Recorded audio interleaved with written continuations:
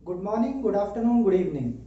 जो भी जब ये वीडियो देख रहा है, this is Anand Raikwar from Paras Eduworld. बच्चों, प्रीवियस वीडियो में हमने हमारी एक मोस्ट इंपॉर्टेंट और न्यू यूनिट स्टार्ट की थी जिसका नाम था national income and related aggregates. इस यूनिट के हमने दो पार्ट किए थे, जिसमें फर्स्ट पार्ट में हम लोगों ने टर्मिनोलॉजीज को रखा था और जो सेकंड पार्ट था उस सेकंड पार्ट में हमने methods for calculating national income को रखा था।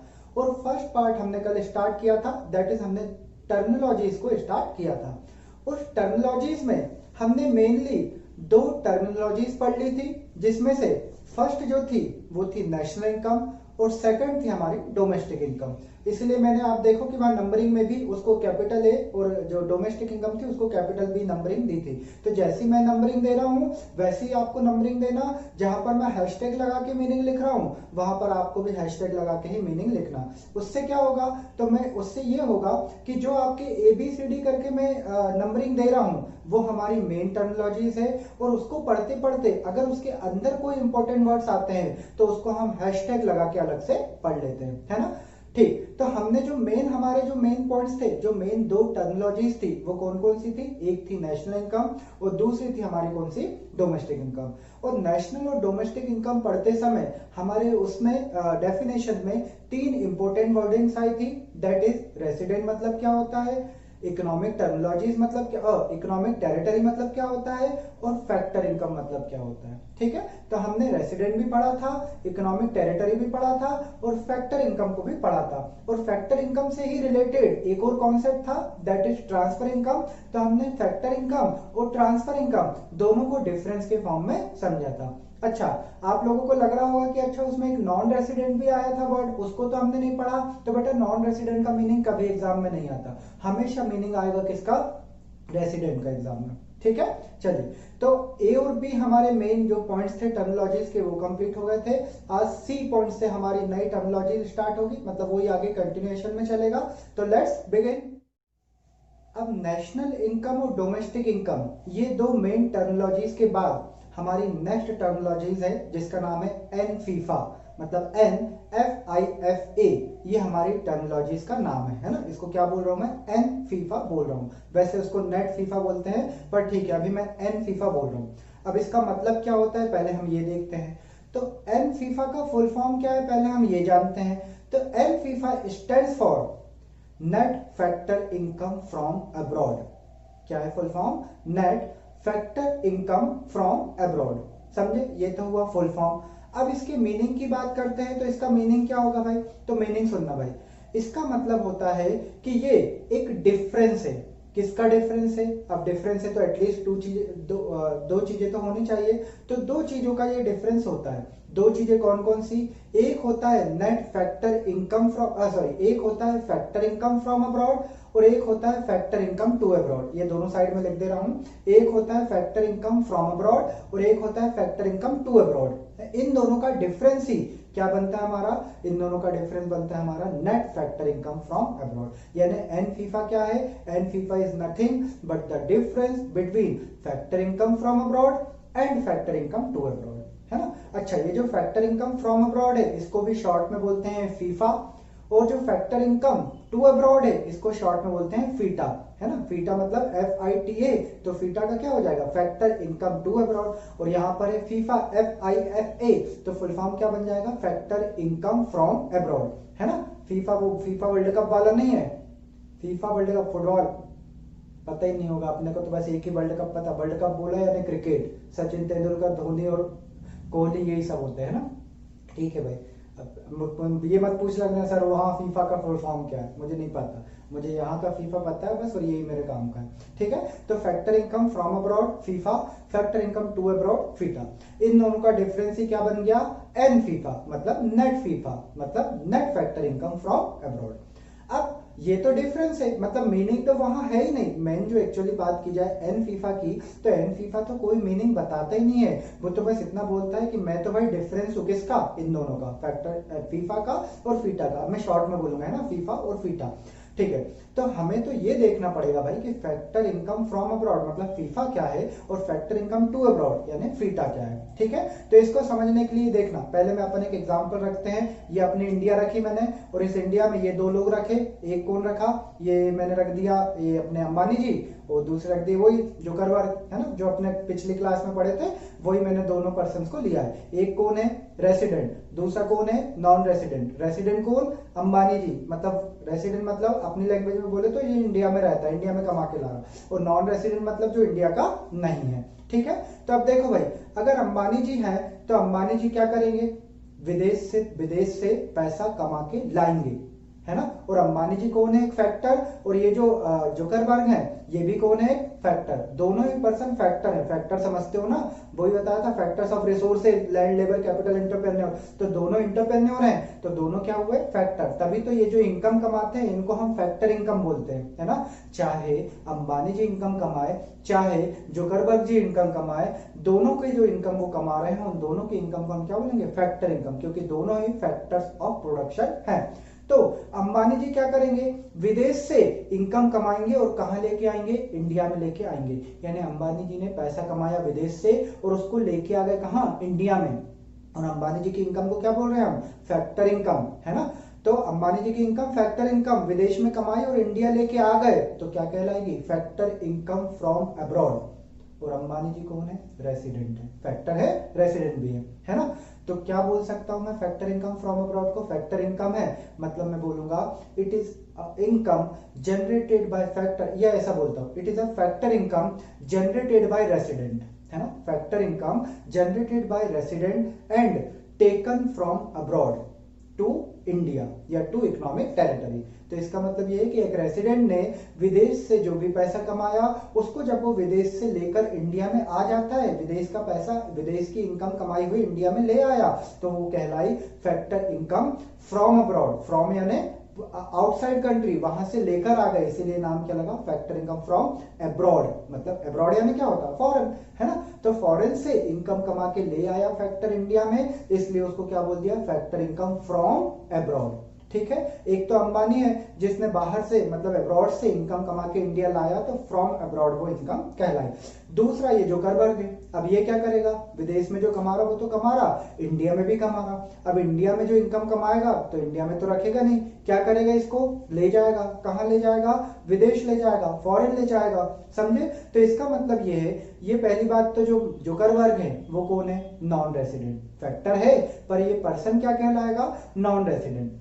तो ये जो इनकम इंडिया में कमा रहा है तो इसकी भी फैक्टर इनकम, तो मैं इसको क्या बोलूंगा, it is a factor income generated by non resident taken to abroad. इसने जो इनकम कमाई तो क्या बोलूंगा मैं, फैक्टर इनकम जनरेटेड बाय, कौन है ये, नॉन रेसिडेंट। तो factor income generated by non resident taken to abroad, क्योंकि ये कहां ले जाएगा, अपने देश ले जाएगा, है ना।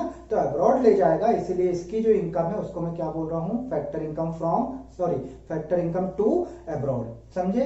तो एक रेसिडेंट था जिसने विदेश से इनकम यहां कमा के लाया, तो हमने बोली फैक्टर इनकम फ्रॉम अब्रॉड मतलब विदेश से लाया।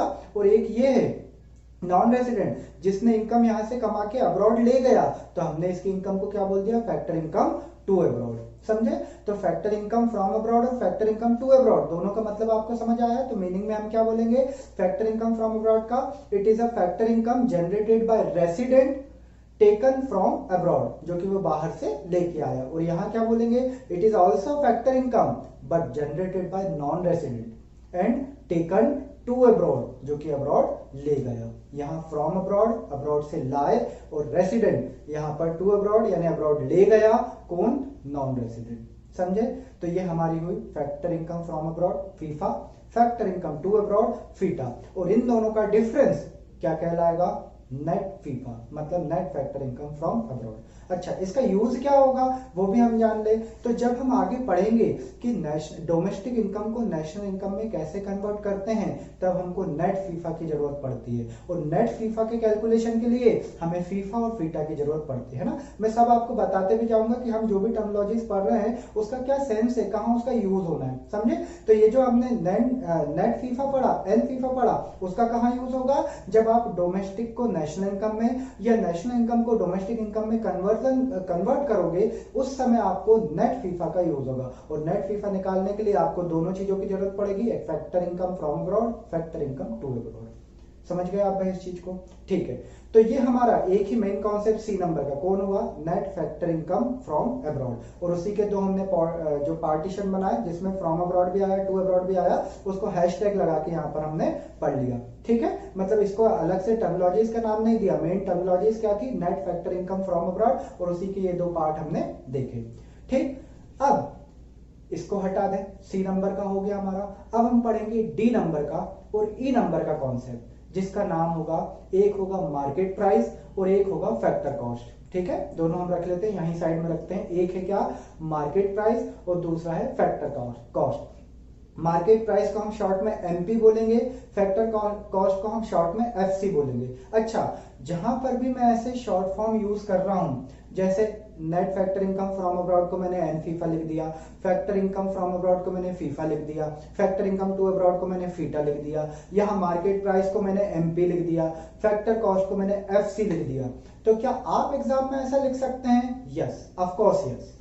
ठीक है, बट एक कंडीशन है, जब भी आप ये शॉर्ट फॉर्म लिखोगे तो आपको बताना पड़ेगा कि इन शॉर्ट फॉर्म का मतलब क्या है। एक बार मतलब आप यूज 50 बार करो, एक बार बस कहीं भी बता देना कि एमपी मतलब मार्केट प्राइस, एंड में कहीं भी लेके। ठीक है, हाँ, बाकी यूज कर सकते हो आप, तो क्या एग्जामिनर भी यूज करेगा इसको, मतलब एग्जाम में भी MP, FC, FIFA, FITA, N FIFA, इस नाम से हमको टर्म्स दी जाएंगी। न्यूमेरिकल भी आएंगे तो कई बार एमपी, एफसी ऐसे लिखे आएंगे। ठीक है, फुल फॉर्म आ जाते हैं, अच्छी बात है, पर शॉर्ट फॉर्म आप भी यूज कर सकते हैं, बुक भी यूज करती है और एग्जामिनर भी यूज करता है। ठीक, इसलिए आप भी कर सकते हैं, बट मेरा सजेशन ये रहेगा कि जब भी आप कभी भी किसी भी चीज में शॉर्ट फॉर्म अगर यूज करते हैं तो उस कंडीशन में आप हमेशा उसको बताएं, कहीं ना कहीं हिंट दें कि आपने जो भी शॉर्ट फॉर्म यूज किया उसका फुल फॉर्म क्या होता है। ठीक, चलो, तो अब हम देख रहे हैं मार्केट प्राइस और दूसरा देख रहे हैं फैक्टर कॉस्ट। दोनों को साथ साथ पढ़ेंगे क्योंकि दोनों का आपस में कनेक्शन है। मार्केट प्राइस क्या होता है? तो market price is the amount that is paid by buyer. एक बायर ने जो भी गुड्स, कमोडिटी या सर्विसेज परचेज की, तो उसके लिए वो जो भी अमाउंट पे करता है, उस पेड ग्रॉस अमाउंट को बोला जाता है, क्या बोला जाता है? Market price. ठीक है, अब हम एज अ बायर बने तो एज अ बायर हमने जो भी गुड्स परचेज करा है ना, जैसे मान लो मैंने एक फैन परचेज करा, कि एक सीलिंग फैन परचेज करा, वो आया कितने का, मान लो 2300 का। कितने का आया? 2300 का। तो 2300 मैंने जो उसको पे करे, वही क्या कहलाएगी? उसकी मार्केट प्राइस। समझ गए? उतने के तो वो हमको बिल बना के देगा, जितने का बिल दिया, जो हमने उसको पेमेंट करी, उसी को हम क्या बोल देंगे? Market price. ठीक, अभी उसमें फॉर्मूले लिखे हैं वो मत देखना कि ये एमपी बराबर क्या लिख दिया, एनआईटी और ये क्या है, वो सब बात की चीजें है ना। अभी बस मैं जो बोल रहा हूँ आपको केवल उस पर फोकस करना है। डिस्प्ले पे जो जो चीजें एक्स्ट्रा लिखी है वो सब की मीनिंग मैं आपको बताऊंगा, बट पहले मैं जो बता रहा हूँ केवल उस पर फोकस करना है। ठीक, चलो, तो ये तो हुई मार्केट प्राइस। अब बात करते हैं फैक्टर कॉस्ट की। फैक्टर कॉस्ट का मतलब क्या होता है? तो फैक्टर कॉस्ट में लिखा है, it is the amount actually received by seller, है ना, या प्रोड्यूसर। मतलब वो कह रहा है कि it is the amount actually received by seller या प्रोड्यूसर, मतलब सेलर या प्रोड्यूसर ने जो एक्चुअली अमाउंट रिसीव करा। अब रिसीव क्या करा होगा भाई? अगर मैंने 2300 के बिल का पेमेंट करके फैन परचेज किया, तो मैंने तो सेलर को कितनी पेमेंट करी होगी? मैंने सेलर को पेमेंट करी होगी 2300, तो सेलर ने कितना रिसीव करा होगा? ऑब्वियस सी बात है 2300 करा होगा ना, 2300। तो वो तो यही हो गया, मतलब मार्केट प्राइस और फैक्टर कॉस्ट दोनों तो सेम ही हुआ, क्योंकि जितना बायर पे करेगा उतना ही तो सेलर रिसीव करेगा, है ना। लेकिन यहां पर एक क्लिक है, वो क्लिक क्या है? ऊपर देखो मैंने क्या लिखा है, मैंने लिखा है it is the amount paid by buyer, और फैक्टर कॉस्ट में मैंने क्या लिखा है? It is the amount actually received by seller. मतलब रिसीव्ड बाय सेलर नहीं लिखा, क्योंकि अगर रिसीव्ड बाय सेलर लिखता तो फिर मैंने जितना पे करा सेलर ने उतना रिसीव करा। भाई मैंने 2300 पे किया, बायर ने 2300 पे किया, तो सेलर तो 2300 ही रिसीव करेगा ना, तो डिफरेंस कहां हुआ? लेकिन मैंने क्या लिख दिया? Actually received. और एक्चुअली रिसीव्ड का मतलब क्या है, उसको मैं एक एग्जांपल से बताऊंगा, वो समझना। देखो यहां पर मैं वो फैन है उसका बिलिंग करता हूं। देखो अगर एक फैन हमने परचेज करा तो हमको बिल मिलेगा। बिल में क्या रहेगा? ऊपर नाम लिखाएगा फलाने ठिकाने का कि ये सेलर है और ये दुकानदार है, और उसका एड्रेस, फोन नंबर, दुनिया की चीजें। हमें तो मेन बिल से मतलब है, एक पर्टिकुलर बना होगा, पर्टिकुलर में क्या लिखा होगा? फैन, है ना। फैन की कीमत कितनी लिखी होगी, सपोज 2000, फैन की कीमत कितनी 2000, और साथ में प्लस करके उसने लिखा होगा जीएसटी, मतलब टैक्स लगाए होंगे ना, जीएसटी लिखा होगा 300 और टोटल अमाउंट बता दी होगी 2300, और हम उसको कितना देंगे, फिर 2300 ही हम उसको पे करेंगे। तो इसका मतलब ये हुआ कि यहाँ जो नीचे अमाउंट दिख रही है 2300, ये कौन सी अमाउंट है, जो मैंने पे करी, बायर ने एक्चुअली पे करी। अब 2300 आए तो हाथ में किसके, सेलर के, बट क्या पूरे 2300 सेलर के हैं, क्या उसकी जेब में जाएंगे, ऑफ कोर्स नो। क्यों, क्योंकि 2300 में से 300 तो उसने जीएसटी मतलब टैक्स का कलेक्शन किया है, और ये टैक्स का कलेक्शन क्या होगा, ये तो उसको गवर्नमेंट को पे करना पड़ेगा। तो एक्चुअली उसके पास 2300 थोड़ी ना आए हैं, उसके पास आए हैं ग्रॉस में 2300, लेकिन 300 तो वो गवर्नमेंट को टैक्स पे कर देगा, और उसके पास जो बचेगा वो कितना बचेगा, वो बचेगा उसके पास केवल 2000, और ये जो 2000 है यही एक्चुअल में उसने रिसीव करा है, और जो एक्चुअल में उसने रिसीव करा उसी को हम बोलेंगे फैक्टर कॉस्ट। यानी ये जो 2300 दिख रहा है, ये 2300 मार्केट प्राइस है, पेड बाय कौन, बायर, और जो 2000 है वो क्या है, आपकी factor cost, that is actually received by seller. तो दोनों का डिफरेंस समझ आया आपको भाई, कि जरूरी नहीं है आपने जितना पे करा हो एक्चुअल में सेलर उतना भी रिसीव करे। तो बीच में आ कौन रहा है, मार्केट प्राइस और फैक्टर कॉस्ट, इनके बीच में आ रहा है जीएसटी, और जीएसटी हमारा क्या है, एक इनडायरेक्ट टैक्स। इनडायरेक्ट टैक्स क्या होता है भैया, बताओ भाई, इनडायरेक्ट टैक्स आ गया क्या होता है, मैंने बताया अभी तक, कभी नहीं बताया, बोल दो नहीं बताया। हमने एक चैप्टर पढ़ा था गवर्नमेंट बजट, गवर्नमेंट बजट में हमने दो टाइप की रिसीप्ट पढ़ी थी, एक पढ़ी थी, रिसीप्ट भी छोड़ो, दो टाइप के कंपोनेंट पढ़े थे, एक पढ़ा था रिसीप्ट और दूसरा पढ़ा था एक्सपेंडिचर। रिसीप्ट में हमने दो टाइप की रिसीप्ट पढ़ी थी, एक पढ़ी थी रिवेन्यू रिसीप्ट, दूसरी पढ़ी थी कैपिटल रिसीप्ट। रिवेन्यू रिसीप्ट भी हमने दो टाइप की पढ़ी थी, टैक्स रिवेन्यू रिसीप्ट और non tax revenue receipt. Tax receipt भी हमने दो टाइप की पढ़ी थी, direct tax receipt, indirect tax receipt. और इनडायरेक्ट टैक्स रिसीप्ट में मैंने आपको बताया था इनडायरेक्ट टैक्स का मतलब क्या होता है। सर क्या हो गया, ये कहां चले गए आप, ऐसे थोड़ी पढ़ पाएंगे सर हम, क्या कर दिया आपने, कहा मतलब पिछला जन्म और अभी हम कहाँ पढ़ रहे हैं, इनकम, ये नेशनल इनकम, और आप कहाँ ले गए हमको गवर्नमेंट बजट। ऐसा नहीं होता सर, ऐसे नहीं खेलेंगे हम नहीं देख रहे हैं आपका वीडियो, ऐसे पढ़ाई करोगे तो बस हो गई, हमको इतना कोई याद रहता है क्या। अच्छा तो तुमको क्या याद रहता वो बता दो भाई, तुमको कल का तो याद नहीं होगा, उसकी तो बात ही छोड़ो। तो अगर मैं ऐसा पढ़ाने लगूं कि आपको जो पढ़ाया वो मैं ही भूल जाऊं कि नहीं भाई आपको जो पढ़ाया वो आपसे पूछने नहीं है, ना ही एक्सपेक्टेशन रखना है कि आपको वो याद रहेगा, फिर तो हो गई पढ़ाई, क्योंकि मेरी चीजें तो लिंक करते हुए बढ़ेगी। अब जो मैंने कल पढ़ाया उसका हो सकता है आज थोड़ा सा यूज हो, आज जो मैं पढ़ा रहा हूँ, आज और कल जो 2 दिन मैंने पढ़ाया हो सकता है उसका आगे वाले यूज हो। भैया तभी तो हमने वहां डायरेक्ट टैक्स और इनडायरेक्ट टैक्स पढ़ लिया था, क्योंकि मुझे पता था कि यहाँ नेशनल इनकम में यूज होगा। तो मतलब क्या है फिर आपका, और मैं हर चीज तो नहीं बता सकता ना बेटा कि इसको पढ़ने से पहले ये पढ़ लो वो पढ़ लो। ज्यादातर जो अगर कॉन्सेप्ट मिक्स होता है तो मैं बताता हूँ, पर छोटी मोटी चीज आएगी तो थोड़ी ना बताऊंगा। अब तुमको अगर डायरेक्ट और इनडायरेक्ट टैक्स का मतलब ही नहीं पता तो फिर क्या फायदा पढ़ने का। ठीक है भाई, अब यहाँ आया है तो मैं तो बता ही दूं, इनडायरेक्ट टैक्स का हल्का सा याद नहीं आया तो फिर वो वीडियो देखना है ना, मैं यहाँ डिटेलिंग में नहीं बताऊंगा। इनडायरेक्ट टैक्स का मतलब ये था कि गवर्नमेंट किसी एक पर्सन पे टैक्स लगाती है और वो पर्सन अपने टैक्स को शिफ्ट कर देता है किसी दूसरे पर्सन पे। मतलब लेवी किसी पर्सन पे होती है, पेमेंट कोई दूसरा पर्सन करे, तो ऐसे टैक्स को हम बोलते हैं इनडायरेक्ट टैक्स। गवर्नमेंट ने लेवी मतलब बर्डन डाला, मुझ पर टैक्स लगाया एक पर्सन, पेमेंट मैं किसी और पे शिफ्ट कर दूंगा, उससे वसूल लूंगा तो वो मुझे टैक्स देगा, मतलब मुझे देगा मतलब मैं गवर्नमेंट को दे दूंगा। तो वो जो टैक्स देगा तो मुझ पर टैक्स लगा, पेमेंट कोई और कर रहा है, तो ऐसे टैक्स को क्या बोलते हैं, इनडायरेक्ट टैक्स। और ये जीएसटी इनडायरेक्ट टैक्स का एक एग्जांपल है, वहां हम पढ़ के आए थे, जिसमें देखो अगर ये जो जीएसटी है ये लगा किस पे, ये जो 300 रुपए टैक्स है हम पे थोड़ी लगा भाई, ये तो गवर्नमेंट ने किस पे लगाया, सेलर पे, कि तुम गुड्स सेल कर रहे हो हम तुम पे टैक्स लगाएंगे। पर वो सेलर ने बिल में चढ़ा के किससे वसूल लिया, मुझ पे, यानी लगा सेलर पे, पेमेंट में कर रहा।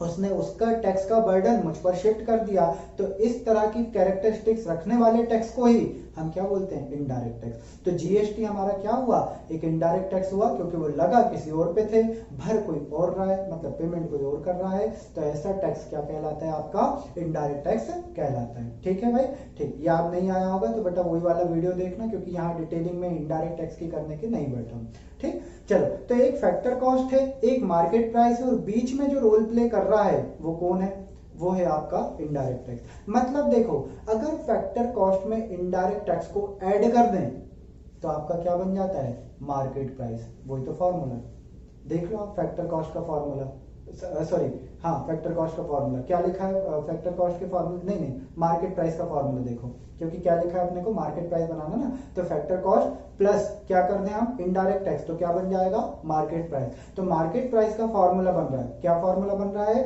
फॉर्मूला बन रहा है फैक्टर कॉस्ट प्लस एनआईटी लिखा है। अब देखो, एनआईटी पे कंफ्यूजन मत होना, उसका फुल फॉर्म बोले तो नेट इनडायरेक्ट टैक्स। तो अभी नेट को छोड़ो, आप केवल इनडायरेक्ट टैक्स पे फोकस करो। मतलब अगर फैक्टर कॉस्ट में इनडायरेक्ट टैक्स नेट लिखा है, पर उसको फोकस मत करना, उसको केवल इनडायरेक्ट टैक्स पढ़ो। तो factor cost plus indirect tax दोनों को ऐड कर दिया तो क्या बन गया, मार्केट प्राइस, जो कि हमने यहाँ पर देखा। अच्छा, और अगर हमको फैक्टर कॉस्ट निकालना है इस फॉर्मूले में तो कैसे बनाए, देखो मार्केट प्राइस हमारी 2300 है, उसमें से जीएसटी माइनस कर दो 300, तो फैक्टर कॉस्ट दिखने लगेगी कितनी, 2000। तो इसका मतलब ये हुआ कि अगर मार्केट प्राइस में से जीएसटी माइनस कर दें, जीएसटी मतलब इनडायरेक्ट टैक्स, तो मार्केट प्राइस में से अगर आपने इनडायरेक्ट टैक्स माइनस कर दिया तो क्या बन जाएगा, फैक्टर कॉस्ट। तो यहाँ पर फैक्टर कॉस्ट का फॉर्मूला बन गया, क्या लिखा है, मार्केट प्राइस माइनस एनआईटी। ठीक है, शॉर्ट में लिखा है मैंने, एफसीएमपी और एनआईटी। अच्छा, एनआईटी का full form net indirect tax.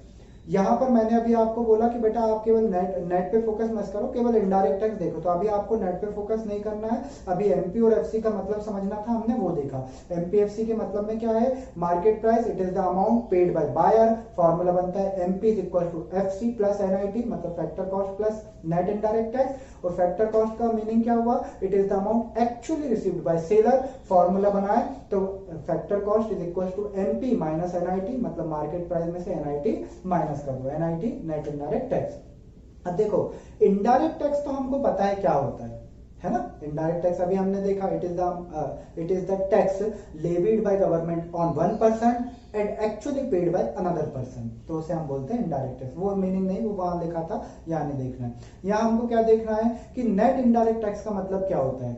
तो नेट इनडायरेक्ट टैक्स का मतलब क्या होता है भाई, तो देखो, अच्छा चलो मीनिंग भी लिख लेंगे। अभी नेट इनडायरेक्ट टैक्स का मतलब देखो, नेट इनडायरेक्ट टैक्स का मतलब होता है it is the difference between indirect tax and subsidy. मतलब इनडायरेक्ट टैक्स और सब्सिडी के बीच का जो डिफरेंस होगा उसे हम क्या बोल देंगे, एनआईटी, मतलब नेट इनडायरेक्ट टैक्स बोल देंगे। अब यहां पर इनडायरेक्ट टैक्स क्या होता है वो तो अभी हमने देख लिया, मैंने यहाँ मीनिंग भी लिख दिया, क्या, it is the tax levied on one person and paid by another person. Example में GST, service tax, excise, custom, ये सब हमारे एग्जांपल होते हैं। अभी जितना बता रहा हूँ केवल उतना पढ़ना है। दूसरी बात करते हैं हम, सब्सिडी क्या होती है। तो सब्सिडी भाई ध्यान से सुनना, सब्सिडी का मतलब क्या होता है। देखो, सब्सिडी का मतलब होता है जब मुझे कोई चीज फ्री ऑफ कॉस्ट गवर्नमेंट से मिल जाए, है ना। ट्रांसफर इनकम जैसा भी बोल सकते हो आप इसको, ट्रांसफर इनकम पढ़ा था ना, विदाउट गिविंग फैक्टर सर्विस। मैंने कोई फैक्टर सर्विस नहीं दी, फिर भी अगर मुझे कोई चीज मिल जाए तो उसे मैं क्या बोलता हूँ, उसे मैं बोलता हूँ ट्रांसफर इनकम। तो सब्सिडी भी एक ट्रांसफर इनकम होती है। पर अभी सुनो ध्यान से, सब्सिडी का मतलब क्या होता है मैं एक एग्जाम्पल में बता रहा हूँ। ठीक है, क्या पता शायद मैंने पहले भी बता दिया हो, आपको कहीं यूज आया हो तो, पर अभी मैं फिर से बता रहा हूँ। एग्जाम्पल के लिए मुझे कहीं मेरी इंडस्ट्री है ना, मेरी इंडस्ट्री कहाँ है, इटारसी में। इटारसी अच्छा खासा डेवलप है, यहाँ पर मेरी एक इंडस्ट्री है ऑलरेडी, ठीक है।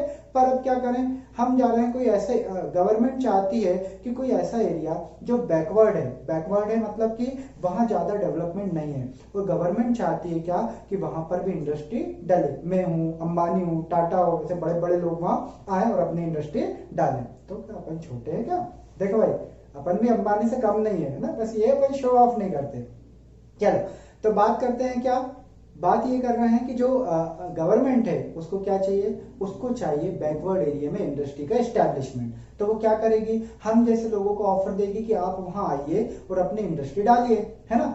अब जो बड़े बड़े इंडस्ट्रियलिस्ट हैं वो अपनी इंडस्ट्री ऐसे एरिया में क्यों डाले भाई, जो बैकवर्ड है, जहां पर अच्छा मार्केट नहीं है, जहां पर फैसिलिटी नहीं है, वहां पर अपनी इंडस्ट्री डालने से हमको क्या फायदा। इसलिए हम बोलेंगे भाई हम तो वहां नहीं डाल रहे। तो गवर्नमेंट हमको लालच देगी। क्या लालच देगी? गवर्नमेंट हमको लालच देगी कि भाई आप वहां आइए और अपनी इंडस्ट्री डालिए, आपकी हेल्प हम करेंगे।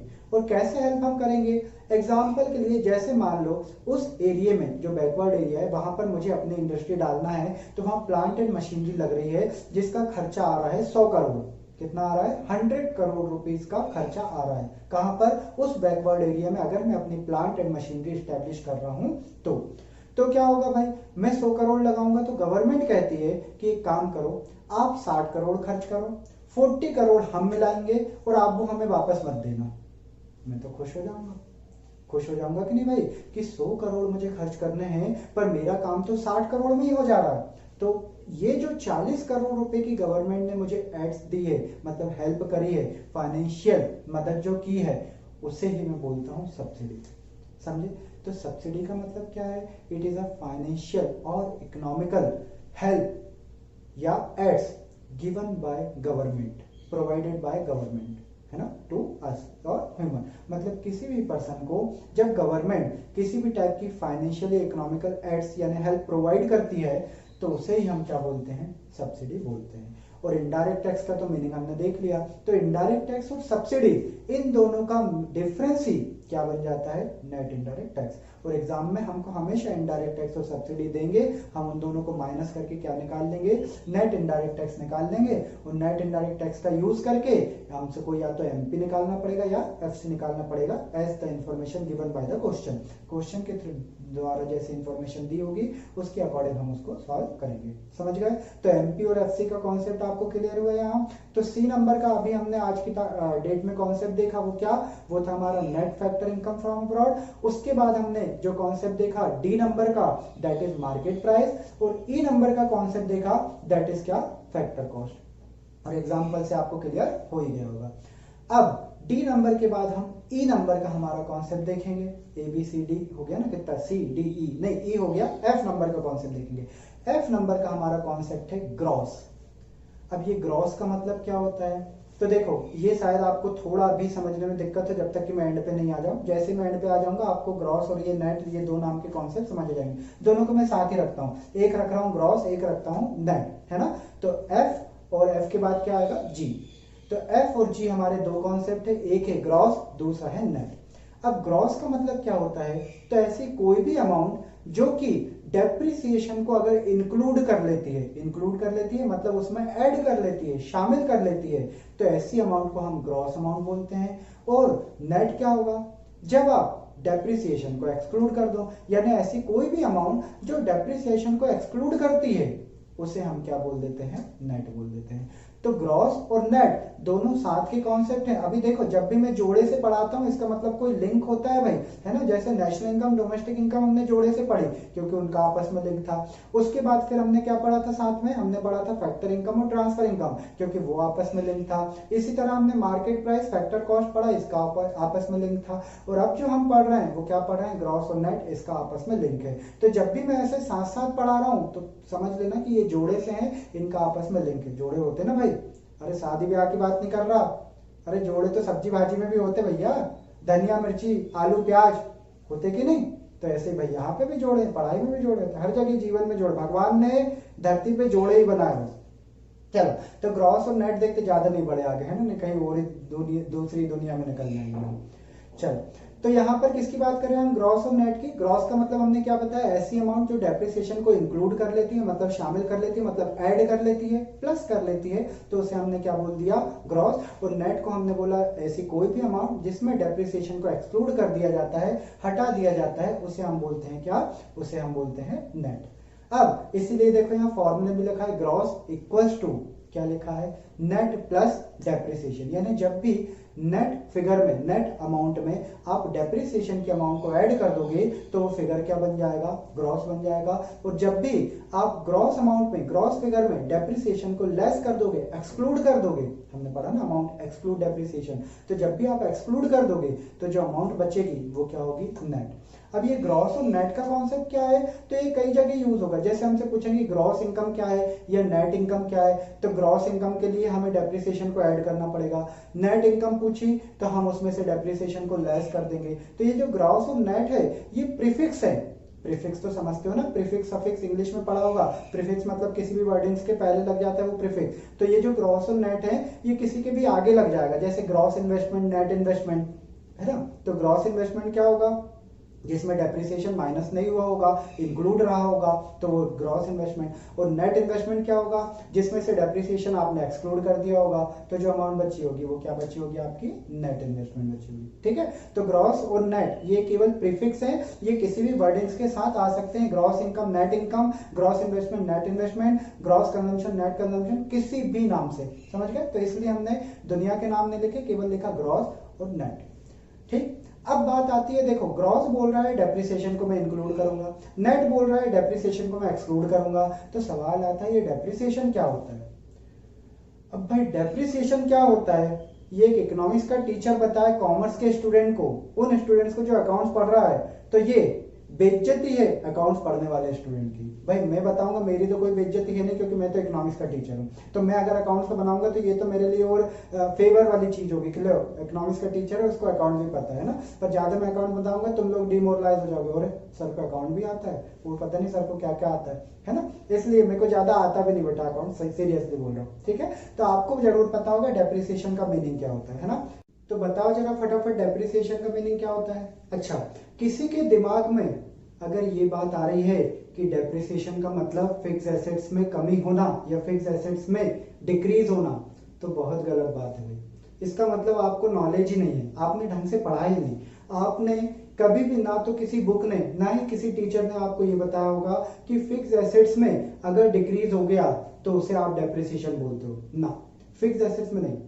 फिक्स एसेट्स की वैल्यू में जो डिक्रीज होता है उसे हम डेप्रिसिएशन बोलते हैं। मीनिंग भी होता है डेप्रिसिएशन एट द अमाउंट या decrement in the value of fix assets, कि फिक्स एसेट्स की वैल्यू में जो डिक्रीमेंट हुआ, जो डिक्रीज हुआ, उसे हम क्या बोलेंगे, उसे हम बोलेंगे क्या, डेप्रिसिएशन। ठीक है, तो डेप्रिसिएशन का मतलब क्या है, फिक्स एसेट्स की वैल्यू में कमी होना, ना कि फिक्स एसेट्स में। ठीक है, एग्जांपल के लिए जैसे कि मान लो ये मेरा चश्मा है ना। सर चश्मे के बिना आप कितने भद्दे दिख रहे हो। अच्छा, चश्मे के बिना भद्दा दिख रहा हूं तो अब हीरो लग रहा, अभी भी भद्दे ही लग रहा ना। तो जब मैं चश्मा पहने भी भद्दा हूं, चश्मा उतारने के बाद भी भद्दा हूं, तो फिर मुझे ये बताने की जरूरत क्या कि मैं चश्मे के बिना भद्दा दिख रहा। और मेरे घर के आईना नहीं लगा, मुझे नहीं पता क्या कि मैं चश्मे में भद्दा दिखता हूँ या चश्मे के बिना भद्दा दिखता हूँ या दोनों में भद्दा दिखता हूँ। और एक चीज और बताओ, तुम लोग यहाँ पढ़ने बैठे हो या ये देखने के लिए बैठे हो कि सर बिना चश्मे के कितने भद्दे दिख रहे। नहीं पहनना चश्मा, नहीं पहनेंगे, भद्दे ही रह के पढ़ाएंगे हम तो। बोलो बोलो। तो हम ये बोल रहे हैं कि ये जो चश्मा है ये मैंने 2 साल पहले खरीदा था। अब 2 साल पहले जो मैंने ये चश्मा खरीदा था इसकी कीमत थी 900 रुपीज। मैंने कितने में खरीदा था, 900 रुपए में ये चश्मे को मैंने खरीदा था। अब 2 साल से इस अगर चश्मे की बात करूं तो इस चश्मे में कौन सा डिक्रीमेंट हो भाई। चश्मे में जो फ्रेम था एज इट इज है, उसके 2 ग्लास है एज इट इज है, मतलब चश्मे में ये जो स्पेक्स हैं इसमें तो कोई डिक्रीमेंट नहीं हुआ, लेकिन इसकी वैल्यू जरूर कम होगी। आज ये चश्मा शायद 100 रुपए 50 रुपए का होगा अगर मैं इसको कटवाऊं वापस, तो है ना। फ्रेम कट जाए 200-300 में तो वो एक अलग बात है, मतलब मैक्स टू मैक्स 300 रुपए में ये चश्मा वापस कट सकता है।